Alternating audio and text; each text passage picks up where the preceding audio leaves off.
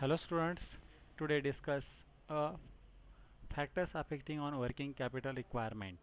That's before in last video discuss related fixed capital, factors affecting on the fixed capital and some points discuss related working capital.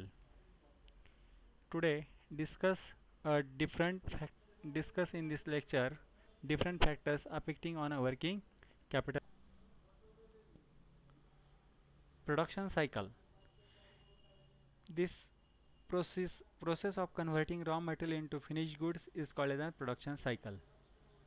Production cycle means आपका जो raw material है वो raw material को आप finish goods में convert करने के लिए जो भी प्रोसीजर है उसको क्या कहेंगे, प्रोडक्शन साइकिल. एज पर slide base the procedure of converting raw material into finish goods is called as an production cycle. Suppose आपकी प्रोडक्शन साइकिल का टाइम पीरियड कम होगा, मतलब आपकी प्रोडक्शन साइकिल छोटी होगी तो आपको वर्किंग कैपिटल कम लगेगा. अगर आपकी प्रोडक्शन साइकिल लार्ज साइज मतलब लंबी होगी तो आपको प्रोडक्शन के लिए वर्किंग कैपिटल ज़्यादा लगेगा. Means if the period of production cycle is longer than firm needed more amount of working capital. Suppose आपकी प्रोडक्शन साइकिल अगर लंबी है तो उसको वर्किंग कैपिटल ज़्यादा लगेगा. अगर आप if manufacturing cycle is a short it is a required less working capital. आपकी प्रोडक्शन साइकिल अगर छोटी है तो उसको टाइम कम लगेगा और आपको वर्किंग कैपिटल है वो भी कम लगेगा. अगर इसको एक एग्जाम्पल की ज़रिए से समझना है तो अगर कोई छोटा बिजनेस जो कि वीकली, मंथली या डे बेसिस में भी manufacture some goods and sell in the market, and some companies maybe manufacturing process is a very large, maybe 1 week, 1 month, and that's after sold his product in the market. अगर आप in short में अगर कोई production करने वाली छोटी सी company देखेंगे, उसका प्रोडक्शन अगर एक दिन में बनाया जाता है और वो दूसरे दिन में सेल किया जाता है तो दूसरे ही दिन आपको कैश मिलेगी और वो कैश आप इन्वेस्ट कर सकते हैं.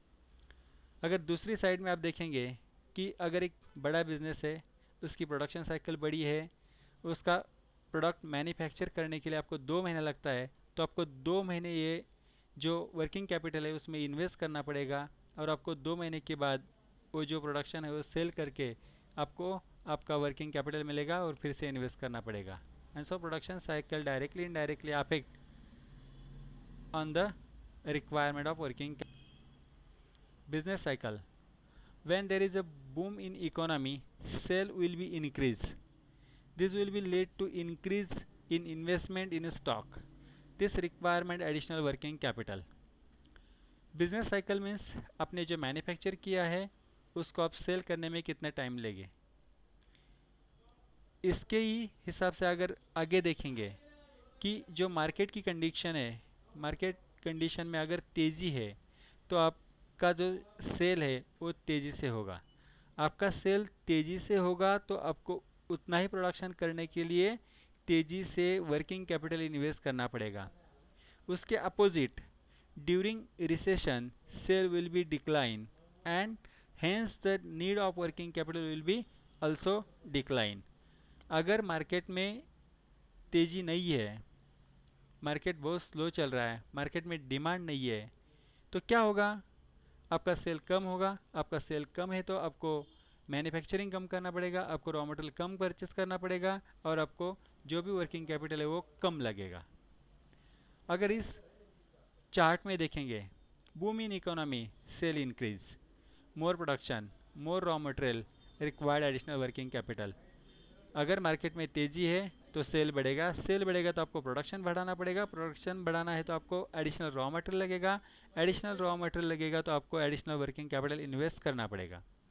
उसके opposite recession situation, sale decrease, no addition production, no more raw material, no required more working capital.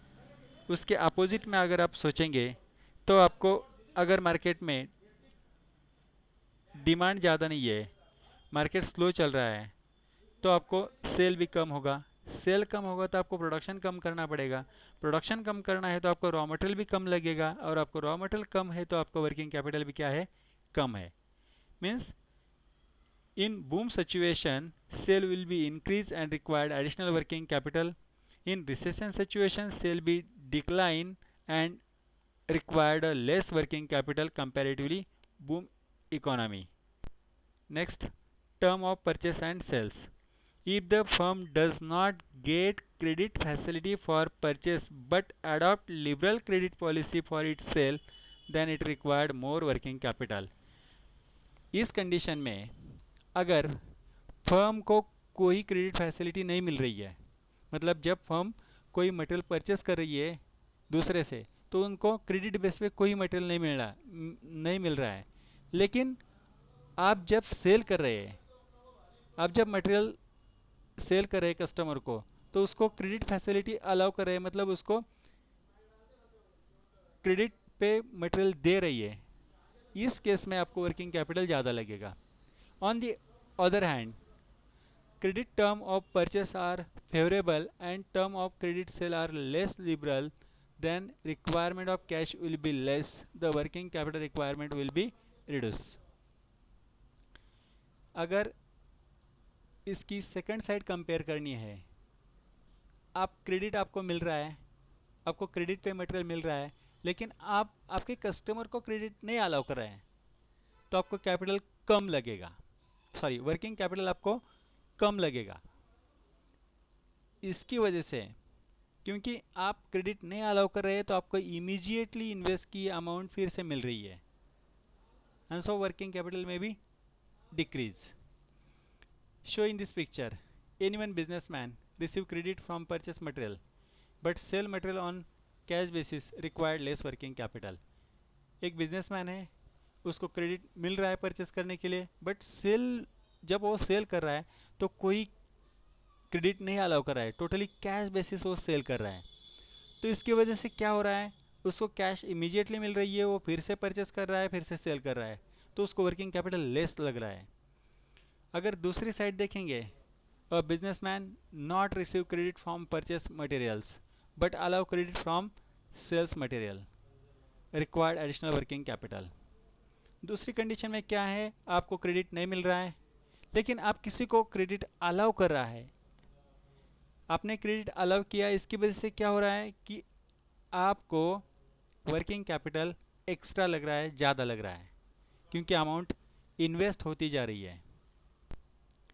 Credit control, credit control includes the factors such as volume of credit sale, the term of credit sale, the collection of policy. If credit control policy is sound, it is possible for the company to improve its cash flow.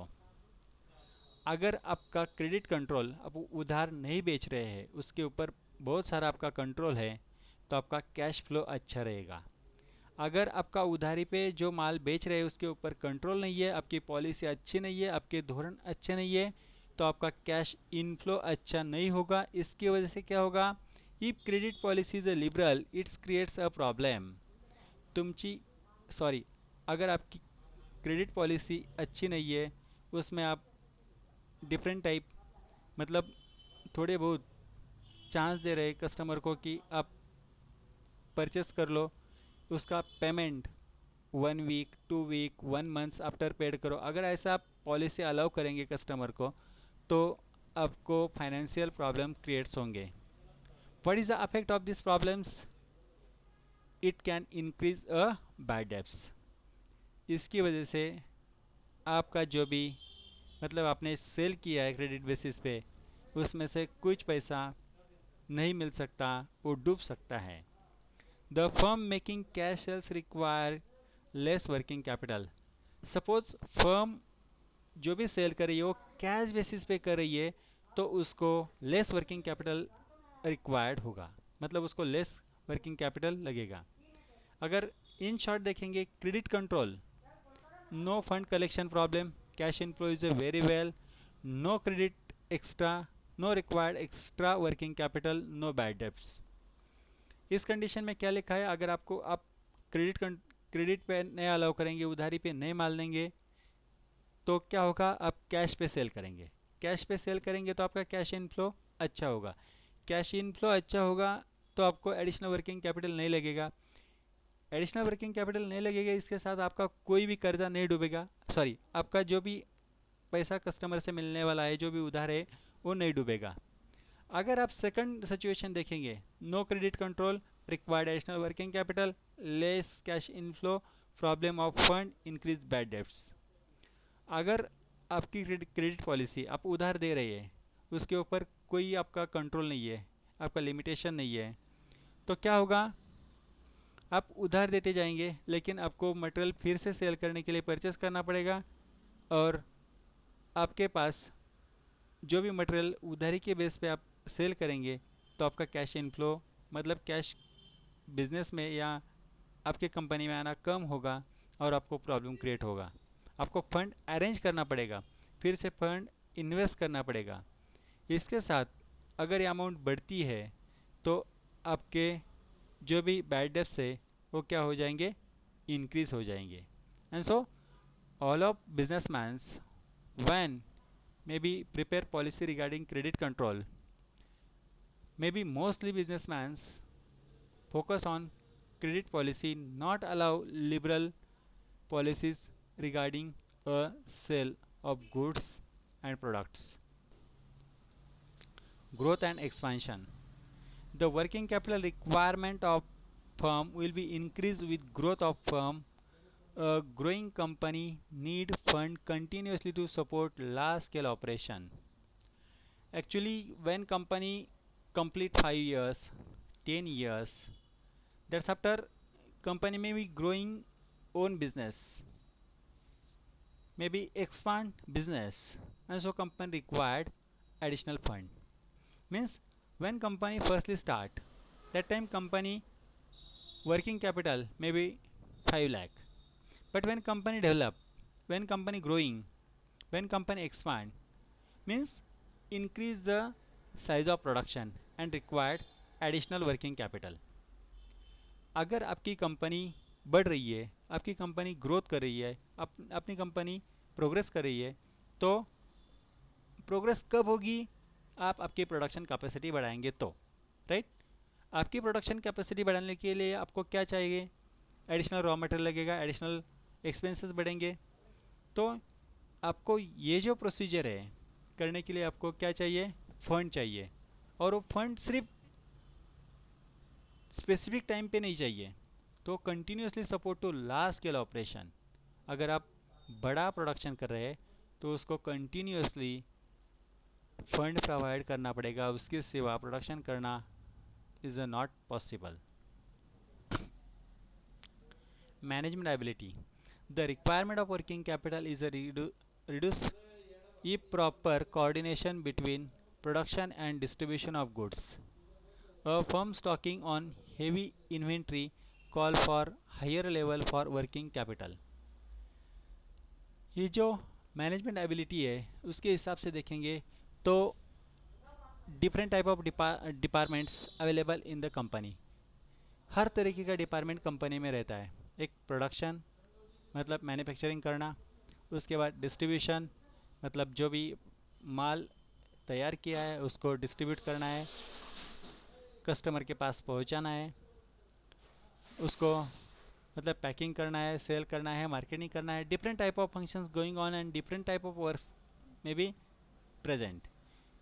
Company में हर तरह का काम होता है और उसके लिए हर तरह का एक डिपार्टमेंट होता है, और उस सब में क्या होना चाहिए, कोऑर्डिनेशन होना चाहिए, सब में समन्वय होना चाहिए, सबको एक दूसरे से हेल्प करना चाहिए, सबको इंक्वायरी करनी चाहिए, और उसके बाद ही कोई बड़ा प्रोडक्शन करना है या सेल करना है या ट्रांसपोर्ट करना है, इसके बारे में डिसीजन लेना है।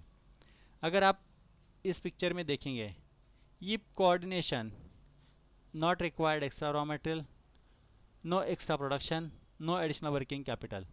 अगर आपका कॉम्बिनेशन अच्छा है, आपको प्रोडक्शन करना है तो आपको क्या किसकी ज़रूरत है, रॉ मटेरियल की। तो आप परचेज डिपार्टमेंट को बोलेंगे कि इस महीने में, इस वीक में आपको क्या करना है, 10,000 प्रोडक्ट्स का यूनिट करना है, उसकी वजह से जो भी रिक्वायर्ड रॉ मटेरियल है वो परचेस कर दो। तो उसकी वजह से क्या होगा कि परचेज डिपार्टमेंट आपको 10,000 यूनिट के लिए जो भी रॉ मटेरियल चाहिए वो परचेस करके देगा, और परचेज डिपार्टमेंट उतना ही परचेस करेगा जो रिक्वायर्ड है। अगर दूसरी कंडीशन देखेंगे, if no coordination purchase extra raw material, extra production required additional working capital. Suppose purchase department not communicate means not consulting with a manufacturing department, production department, जो production कर रहा है वो डिपार्टमेंट के साथ परचेज डिपार्टमेंट ने जो भी खरीदी कर रहा है वो डिपार्टमेंट ने कम्युनिकेशन नहीं किया। डायरेक्ट परचेज डिपार्टमेंट में 2020 यूनिट्स का रॉ मटेरियल परचेस किया, तो क्या हुआ, इसमें 10,000 यूनिट्स का रॉ मटेरियल क्या हुआ, एक्स्ट्रा हुआ। वो कब तक आपके पास पेंडिंग रहेगा, जब तक उसका कन्वर्जन नहीं होगा तब तक, मतलब उसका फिनिश गुड्स में कन्वर्जन नहीं होगा तब तक। इसमें क्या हुआ, आपका 10,000 यूनिट मतलब 10,000 यूनिट का रॉ मटेरियल क्या हुआ, एक्स्ट्रा हुआ। Why? Because no proper communication between different type of departments, and so different type of departments going on in the business, and all departments communicate with each other. External factors, directly indirectly, this factor is related of the financial institutions and bank provide fund to the firm as and when required the need of working capital.